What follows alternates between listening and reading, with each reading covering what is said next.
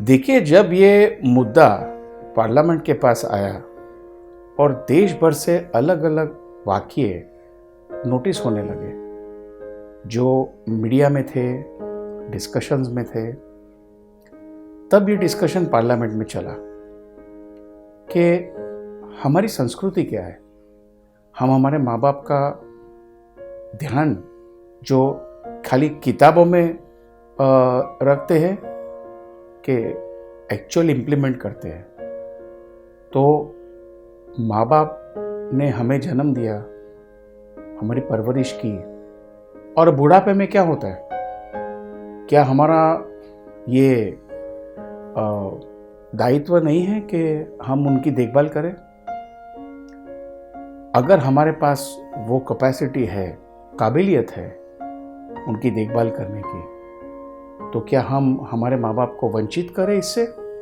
तो ये मुद्दा डिस्कस हुआ और maintenance of senior citizen act जो है वो पूरे देश में कायम हो गया है। अब इसमें बहुत इम्पोर्टेंट प्रोविजंस है और ये मेरा प्रिविलेज था कि हाल ही में हमारी division bench Bombay high court की पहली बार इंडिया में ये जजमेंट आया एक डिवीज़न बेंच का, जहाँ पे एक 94 ईयर ओल्ड आदमी कहता है कि अपनी 54 ईयर ओल्ड डॉटर जो उसको बहुत परेशान कर रही थी, मैं नाम नहीं लूँगा, परेशान कर रही थी, उसका जीना दुश्वार कर दिया था।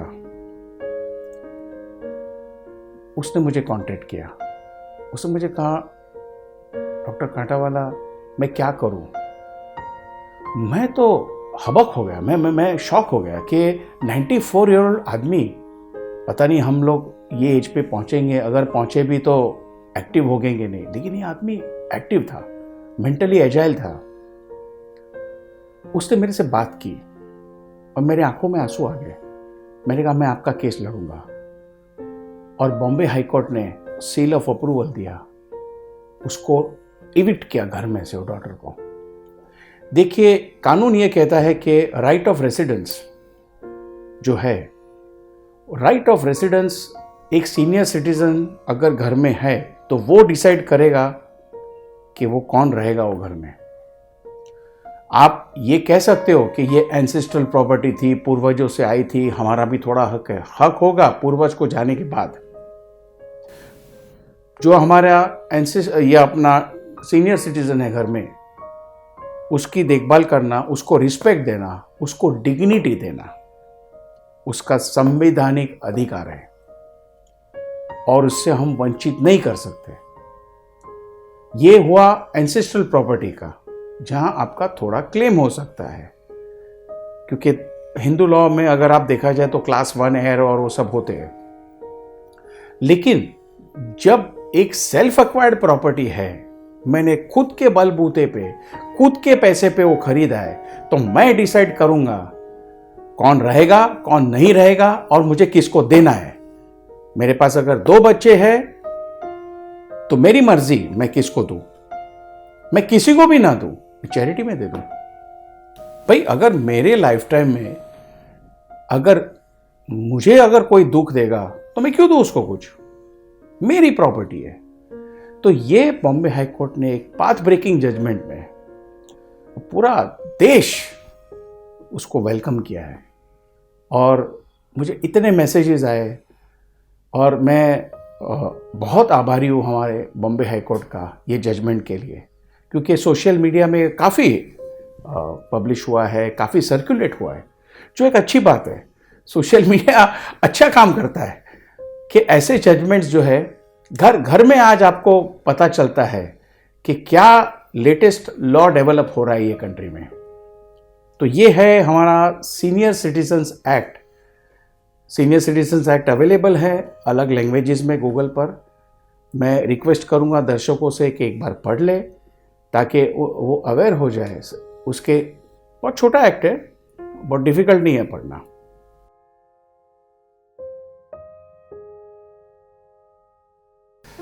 देखिए, हम जब कोर्ट में कोई प्लीडिंग्स फाइल करते हैं तो उसका एक फॉर्म रहता है। हर चीज़ सिस्टम के हिसाब से होती है। A4 size paper, 1 side 2 side, हर कोर्ट के अलग अलग उसमें रूल्स रहते हैं। लेकिन ये जो एप्लीकेशन है, फर्स्ट जो अथॉरिटी है वो सेक्रेटरी लेवल हर स्टेट की रहती है, वो उसको ट्रिब्यूनल कहते हैं। वो ट्रिब्यूनल जो कॉन्स्टिट्यूट हुआ है उसमें प्लीडिंग्स का कोई फॉर्म नहीं है। आप एक रिप्रेजेंटेशन हाथों से भी लिखेंगे तो वो आपके प्लीडिंग्स हैं। तो सीनियर सिटीजन को वकील के पास जाने की कोई ज़रूरत नहीं है। कोई उनका फ्रेंड हो, उसको डिक्टेशन दे और वो साइन करे, एप्लीकेशन फाइल करे। तो वो टेक्निकलिटी ये कानून में नहीं है। सुप्रीम कोर्ट ने कहा है कि क्या हुआ था, एक केस था सुप्रीम कोर्ट में कि एक तिहाड़ जेल का जो प्रिजनर था उसको बहुत टॉर्चर किया जा रहा था। उसने पोस्ट कार्ड पे चीफ जस्टिस ऑफ इंडिया को एक रिक्वेस्ट भेजा। सुप्रीम कोर्ट ने उसको सो मोटो कन्वर्ट किया पिटीशन में और इंक्वायरी बिठाई। तो देखिए, जब पब्लिक कोर्ट ट्रिब्यूनल जो इसके लिए क्रिएट किया गया उसको अप्रोच करता है तो उसको कोई भी टेक्निकल फॉर्म ऑफ प्लीडिंग्स की जरूरत नहीं होती है, क्योंकि ये आपका संवैधानिक अधिकार है, आपसे कोई छीन नहीं सकता वो। तो यहाँ सीनियर सिटीजन को खर्चा करने की जरूरत नहीं है, वकीलों की जरूरत नहीं है। बस ऑनेस्ट ट्रू जो है बात, जो फैक्ट है वो उसको लिखना है और वो ट्रिब्यूनल उसको नोटिस इशू करेगी, जो भी उनके अपोजिट साइड वाले हैं। तो उसके बाद उसका हियरिंग होगा और सीनियर सिटीजन को आने की भी जरूरत नहीं है, वीडियो कॉन्फ्रेंस पे होता है। अगर हो सकता है सीनियर सिटीजन को वो फैसिलिटी है, या तो सीनियर सिटीजन खुद जा सकता है। तो ये बहुत ही पॉजिटिव कानून है। और अच्छा सवाल पूछा आपने, इसमें कोई फीस नहीं लगती।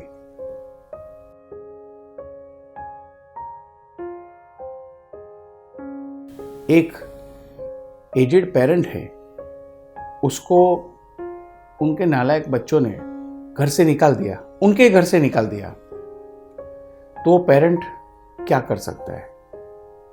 देखिए, पेरेंट पुलिस स्टेशन जा सकता है इमीडिएटली।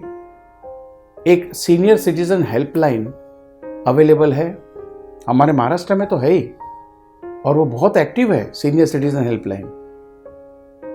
मैंने खुद एक्सपीरियंस किया, मैं जहाँ रहता हूँ वहाँ जब एक सीनियर सिटीजन ने फ़ोन किया तो हमारा मलबार हिल पुलिस स्टेशन तुरंत आया था, 10 मिनट में कांस्टेबल्स आ गए थे वहाँ पर। तो सीनियर सिटीजन हेल्पलाइन है।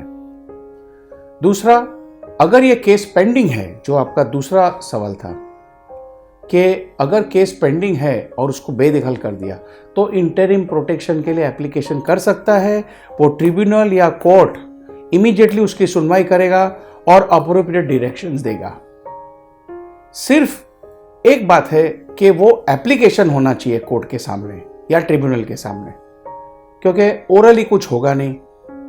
कानून जो है अल्टीमेटली जो लिखा है वो ही पढ़ा जाता है। तो ये थोड़ा बहुत प्रिकॉशन लेना है और कुछ नहीं करना।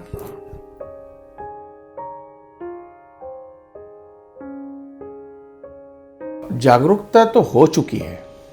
आज अगर आप देखने जाओ तो कोर्ट में काफ़ी सीनियर सिटीजन्स अप्लाई कर रहे हैं। हमारी बॉम्बे हाईकोर्ट में कितने केसेस हुए जहाँ पर, और मेरा जो डिवीजन बेंच का मेरा केस जो था वो डिवीजन बेंच ने जजमेंट देने के बाद तो और भी केसेस हुए, क्योंकि ये सोशल मीडिया में जो स्प्रेड हुआ है एक आग की तरह स्प्रेड हुआ है।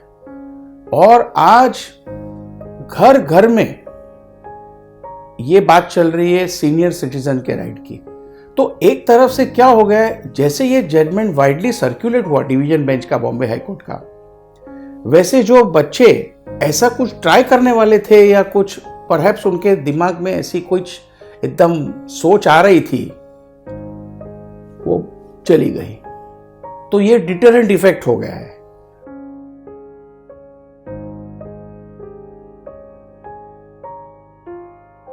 देखिए, कहीं ऐसा होता है कि अगर कोई जजमेंट आया और वाइडली सर्कुलेट हुआ तो जो अवेयरनेस है, कई बार ऐसा होता है कि सुप्रीम कोर्ट के जजमेंट्स, सुप्रीम कोर्ट कहता है कि ये हर पुलिस स्टेशन में जाना चाहिए, हर सेक्रेटरी लेवल पे जाना चाहिए, ये वाइडली सर्कुलेट होना चाहिए। ऐसा ही ये जजमेंट सोशल मीडिया के माध्यम से वाइडली सर्कुलेट हुआ है।